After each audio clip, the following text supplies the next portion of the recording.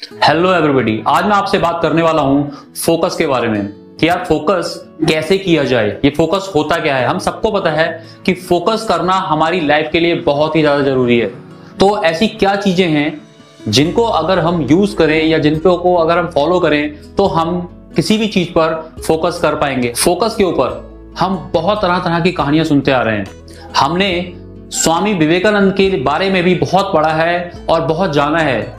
आप लोगों ने स्वामी विवेकानंद की स्टोरी भी पढ़ी होगी, जिसमें वो इतना फोकस हो जाते हैं कि उनके बगल से पूरी की पूरी बारात निकल जाती है, लेकिन वो बता ही नहीं पाते कि यहां सामने से बारात निकली थी। जब एक व्यक्ति उनसे आकर पूछता है, क्योंकि वो उस समय पढ़ाई कर रहे थे और वो पढ़ाई में इतना डीपली फोकस्ड हो गए थे कि उनको पता ही नहीं चला कि मेरे बगल से एक पूरी की पूरी बारात निकल गई। तो आखिर कैसे किया जाता है ये फोकस? और फोकस करना तो स्टूडेंट की लाइफ में तो बहुत ही जरूरी है, और ना कि स्टूडेंट की लाइफ में बल्कि सबकी लाइफ में। वो सारे लोग जो एक एज अ लर्नर हैं, जो कुछ सीखने की कोशिश कर रहे हैं, वो सभी कहीं ना कहीं स्टूडेंट ही होते हैं, राइट। और उन सबके लिए ही फोकस करना बहुत जरूरी है। अगर हम एक बिजनेसमैन हैं तब हमें अपने बिजनेस पे फोकस करना बहुत जरूरी है। अगर हम एक टीचर हैं तो हमें अपने सब्जेक्ट पे फोकस करना बहुत जरूरी है। अगर आप गवर्नमेंट जॉब पाना चाहते हैं तो आपको उस गवर्नमेंट जॉब को अगर पाना है तो आपकी स्टडी जो है उस पर फोकस करना बहुत जरूरी है। तो आखिर ये फोकस किया कैसे जाए, इस पर आपको एक कहानी सुनाता हूं जो आपको डेफिनेटली बता देगी कि फोकस किया कैसे जाता है। इस कहानी का जो एक कैरेक्टर है और वो कैरेक्टर का नाम है दिव्या। दिव्या रोज स्कूल जाने से पहले मंदिर जाती थी, मंदिर में पूजा अर्चना करती थी और फिर वो अपने घर वापस आ जाती थी। उसका ये डेली रूटीन था, रोज मंदिर जाना, पूजा करना और फिर घर वापस आ जाना। अब वो जब रोज ऐसा काम करा करती थी तो वो अक्सर जब भी जाती थी देखती थी कि आसपास कुछ महिलाएं, जैसे वो मंदिर की सीढ़ियां चढ़ती थी तो वहां पर देखती थी जो मंदिर का परिसर था वहां पर कुछ महिलाएं अक्सर आके बातें करा करती थी, ना कि पूजा पाठ की बल्कि दूसरी अपने घर की। वो अक्सर कोई अपनी सास की बुराई कर रही है, कोई अपनी ननद की बुराई कर रही है, कोई कुछ, यानी वो यहाँ की वहां की बातें करते थे, ना कि पूजा पर फोकस करते थे। तो उससे एक दिन रहा नहीं गया और उसने जाके सीधे पंडित जी से कह दिया कि पंडित जी, मेरे को एक बात समझ में नहीं आती कि ये जो महिलाएं हैं ये पूजा पाठ में तो अपना ध्यान ही नहीं लगाती हैं। ये क्या करती हैं, ये रोज यहाँ आती हैं और कोई अपनी सास की बुराई कर रहा है, कोई अपनी ननद की बुराई कर रहा है, कोई कहीं की बात कर रहा है, कोई पड़ोसी की बातें कर रहा है, लेकिन किसी का भी ध्यान जो है वो पूजा पर बिल्कुल भी नहीं है। और इनके ऐसा करने की वजह से मेरा ध्यान भी बड़ा डिस्टर्ब होता है। तो कैसे और क्या किया जाए, मेरा इस बात का आप ना आंसर दे दीजिए। तभी पंडित जी ने कहा, देखो दिव्या, कल मैं आपके लिए एक पूजा रख रहा हूं और ये पूजा बहुत जरूरी है और जिसमें आपको पार्टिसिपेट करना ही है, आपको आना ही आना है। तो वो कहती है ठीक है पंडित जी। तो और वो कहते हैं ये जो क्वेश्चन का आंसर जानना चाहती हो ये तो बहुत ही सरल है, तो ये ना आंसर मैं आपको कल ही दे दूंगा।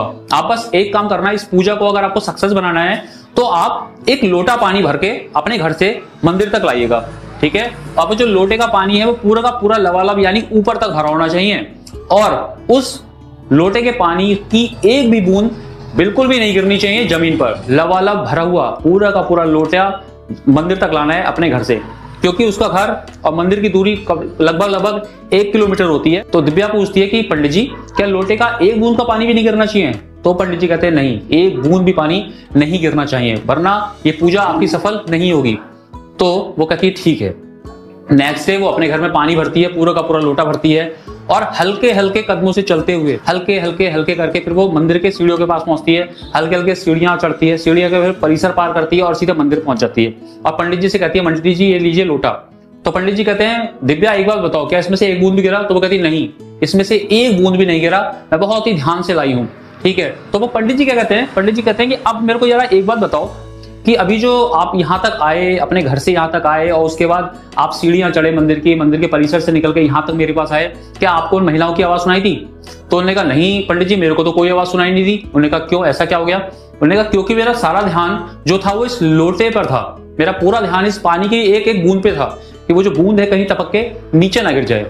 तो पंडित जी कहते हैं बस यही मैं आपको समझाना चाह रहा था कि अगर आप किसी एक चीज पर डीपली फोकस कर देते हैं तो चारों तरफ होने वाली जितनी भी परिस्थितियां हैं, ठीक है, जितनी भी बातें हैं, जितनी भी चीजें हैं, वो आपको दिखना खुद ही बंद हो जाती हैं। और यही पावर है फोकस की। दिव्या को ये चीज सुन के समझ में आ जाती है और वही चीज आई थिंक आपको भी समझ में आ गई होगी। अगर आपका फोकस डीप है तभी आप किसी भी काम पर फोकस कर पाएंगे, ठीक है, अदरवाइज आप उस चीज पे फोकस बिल्कुल नहीं कर सकते। इस दिव्या की कहानी से हमें यही सीख मिलती है। हम काफी लोगों के बारे में जानते हैं, शायद आपने ग्राहम बेल के बारे में भी सुना होगा, जिन्होंने टेलीफोन बनाया था। 30 साल तक उनको, पूरे के पूरे 30 साल लगे एक फोन को बनाने के लिए। 30 साल तक एक चीज पे फोकस करना, आप समझ सकते हैं कि कितनी बड़ी बात होगी। आज के टाइम पे हमारे से 5 मिनट फोकस नहीं हो पाता, हमारा दिमाग कभी यहां चले जाता है, कभी वहां चले जाता है। तो मेन है कि अगर आपका जो टारगेट है, आपका जो गोल है, उस पर आपका डीप फोकस है, तो आप कभी भी, आपका जो ध्यान है वो यहां से वहां नहीं भटकेगा।